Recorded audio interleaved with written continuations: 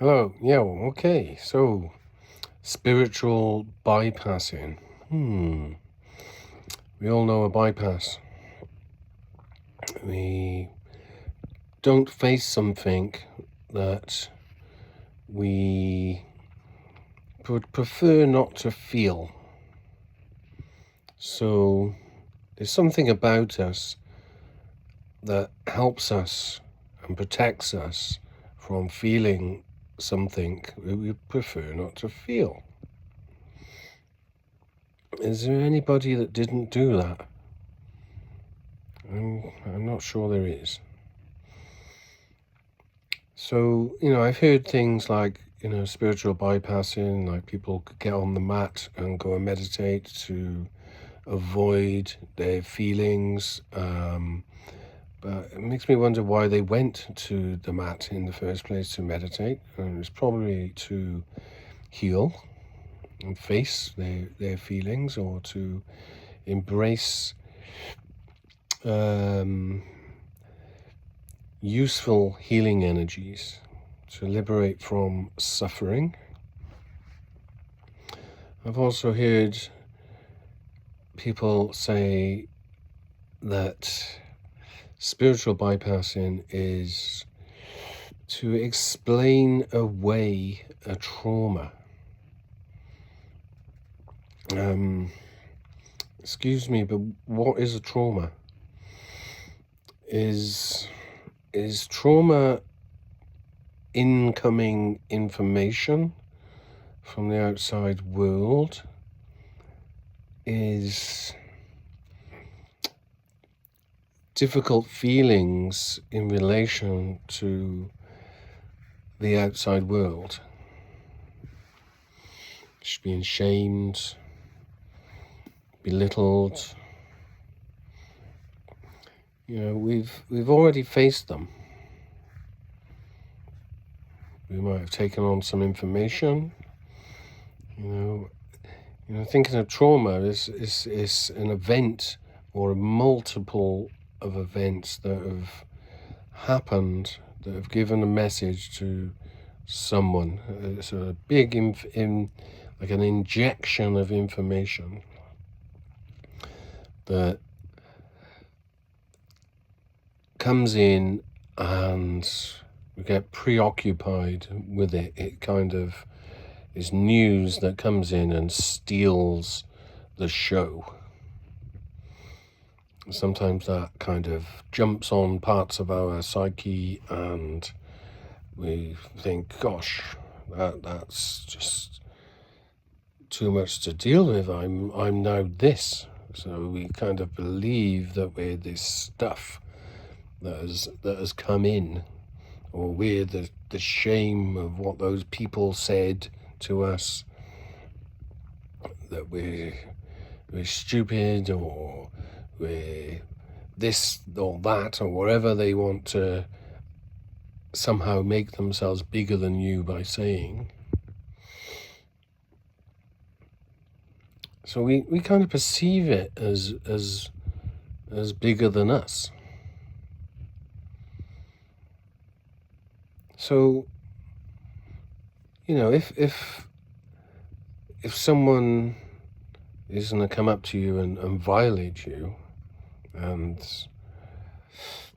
whether that's physical or just verbally, you might just think, I'm going to bypass this person. I'm going to get out of the way. I'm going to go over there. And that could be for actual safety. You might be avoiding being abused. That's wise. So bypassing can be very useful. A protective function of your survival system, the protectors of your life, your psyche, that helps you navigate the world. While I'm sat here talking into this screen about views about life, or different ways of living or how we're avoiding our life. You know, I'm bypassing, the experience of being on the other side of the planet and enjoying the sun, because I'm sat here in the UK in wintertime, indoors, bypassing the sun. I'm bypassing the fact that I could be out and enjoying time with some different people right now because I'm here making this video. I'm bypassing the back of my head. We're all bypassing the back of my head. None of us can see the back of my head. We're limited to what we can do and experience in this life. We're bypassing the rest of it. Our experience is a fragment of the potential of compared to what we bypass in a lifetime.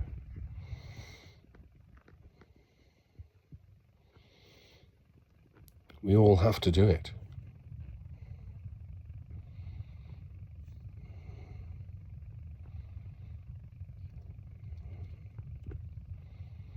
So, if we bypass, we could argue that that is differentiating from something, creating space from something. And psychology argues if we create space from something and go somewhere else, from one experience to another, and then look back towards that other experience from this new position, that's how we come to see and understand context. That's perfectly natural, the way we actually learn. So bypassing, it has a healing function, and it's so natural that, when you're growing up and people are growing up and children, they don't know how to deal with stuff and they bypass it. They just cry for a bit, don't know how to deal with it, and move on. Get on with life.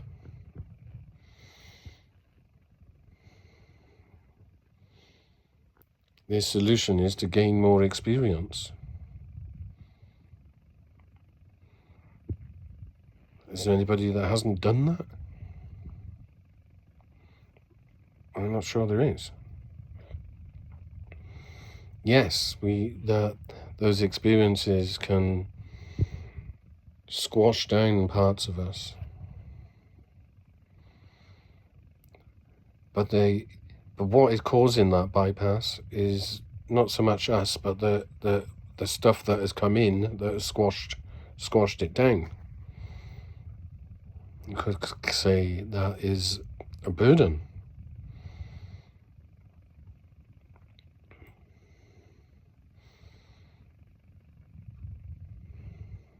So if we use a spiritual practice to explain away trauma, I think that's a good thing. That's what we want to do in therapy and healing, is to unburden the trauma.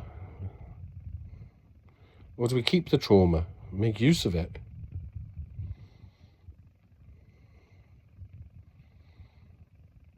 If we build up enough spiritual energy, liberated energy, then maybe we don't need to explain away the trauma. We don't need to unburden the trauma. We don't need to get rid of the burden.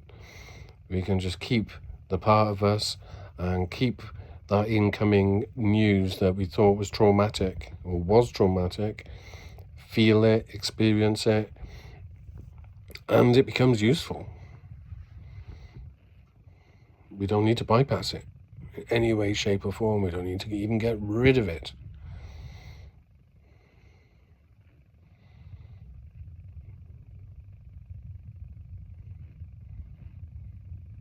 Or maybe it just doesn't need to stay there.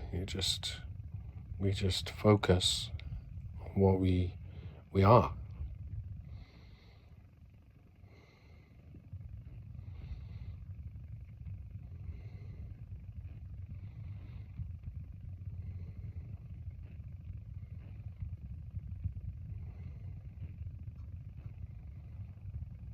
Looking deeper into ourselves.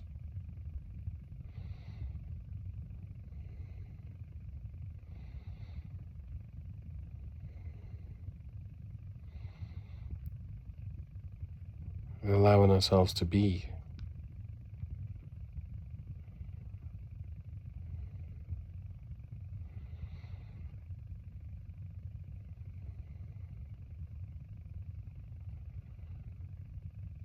I can remember when before I first went to sit on the mat in a Dhamma hall.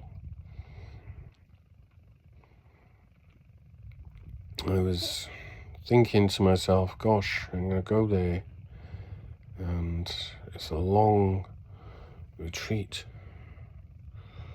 10, 11 days, sitting there on a mat for 10 hours a day. And one of the questions on the form was, what traumas have you experienced in your life? And I was like, oh my gosh, what if I have to experience those again? And I've sat there, what if they come back to me? And oh gosh, I started thinking, I'm gonna bypass. I'm not going to bother going. Do we want to do that again?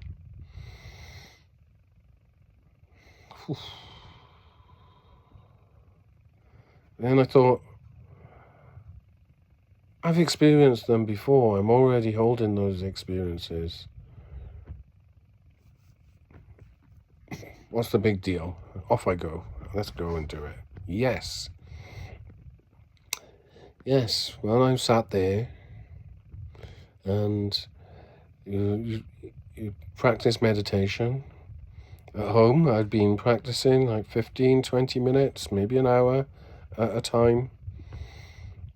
Go into this nice place. My legs would hurt a bit, my back would hurt a little bit. And I have all these thoughts coming in, to do this, do that, oh, just watch them, just observe. And I thought, I'm going to be going there and doing that for 50 hours.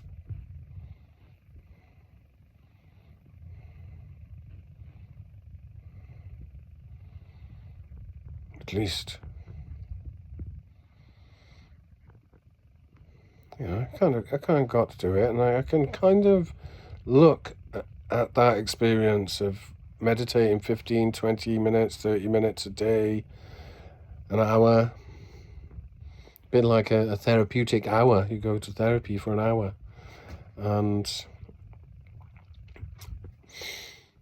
you dip in. You dip into your energy field to a degree.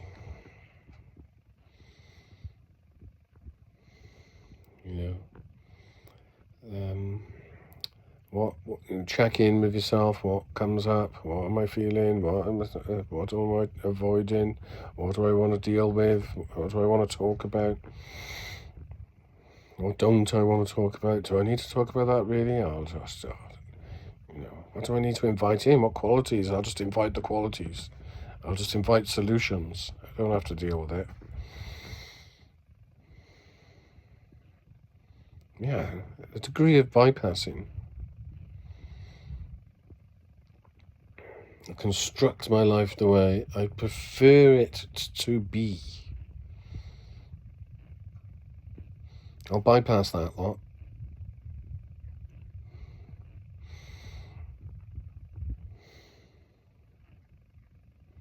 Then I went to that Dhamma hall.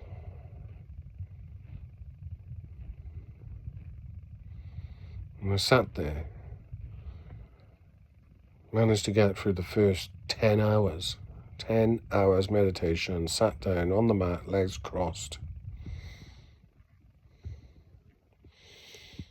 Some seriously painful, sore legs. I thought my legs were going to explode. I was going to get deep vein thrombosis. I don't want to be here, all those thoughts. I want to do this, I should be doing that. I feel the loss of this, I feel the loss of that. And there was no ignoring them. They come to visit me, those different parts. There was no ignoring them. There was no bypassing them. Some of the thoughts you could just, let them bypass. They're just thoughts, right? But they're coming from the deeper stuff, the emotional places. So then, and the more I bypass the thoughts, that's what they say, just observe. And then you get to the place where you can't just observe. You are just observing, but you definitely can't ignore it. Some very powerful emotions, very powerful bodily pain. I'm sitting there, legs crossed, you're keeping your posture, just focusing on the tiny sensations in your nostrils, noticing those subtle sensations in your nostrils with the most immense pain that you've ever felt in your life going through your legs and up your back, and missing family and thinking, what am I doing here? I could be bypassing something else much more preferable in life, the psyche. In this suffering,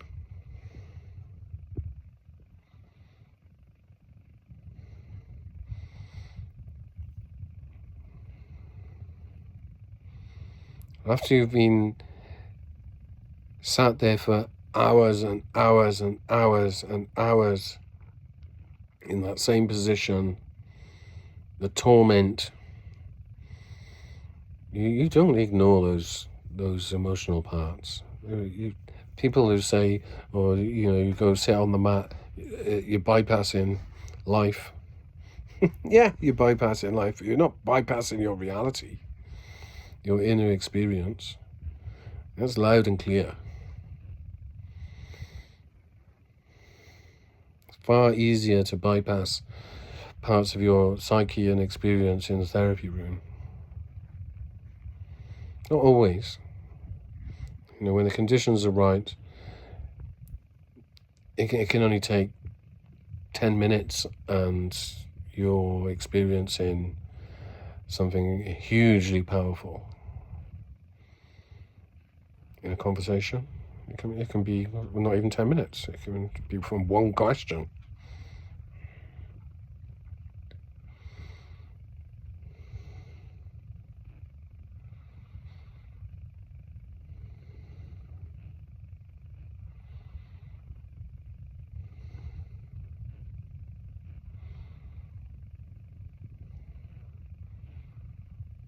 There's lots of experience inside our body that it carries. Thousands and thousands of years of psychological information being processed and passed to us through the people we've known, and how our body evolves, and the information that helps our body know how to be a body, and something helps us be there.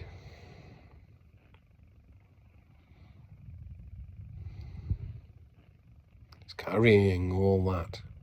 What is it? Or are we bypassing it?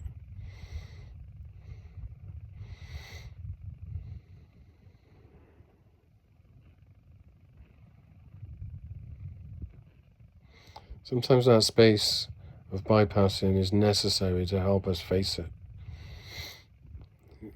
In a sense, helps us get closer to it and embraces the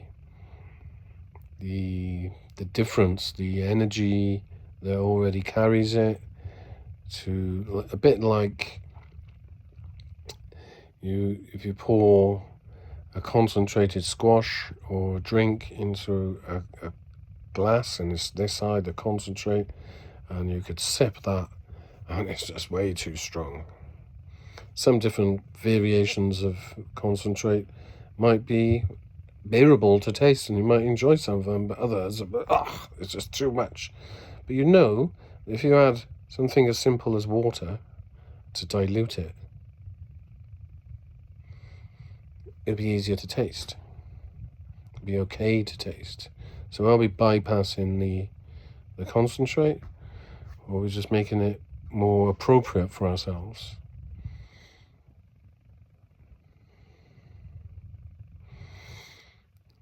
So in therapy, we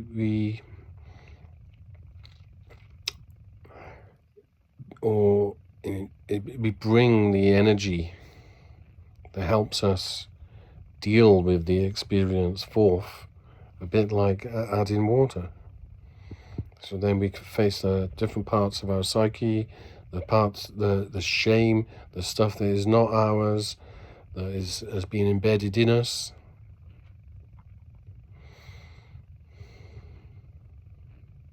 We can either let it go and say, I'm not you, or just know that it's not you.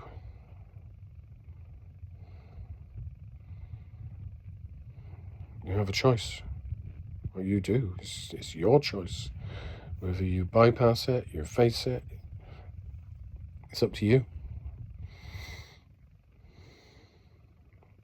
Which is the most useful in that current time?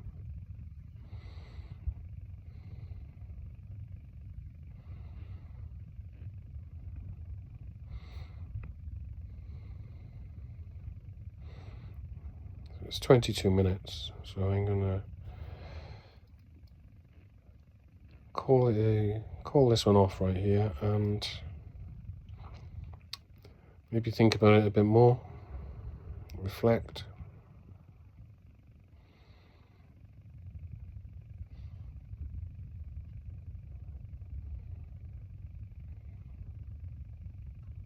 Or I might bypass it and do a different video. Cheers.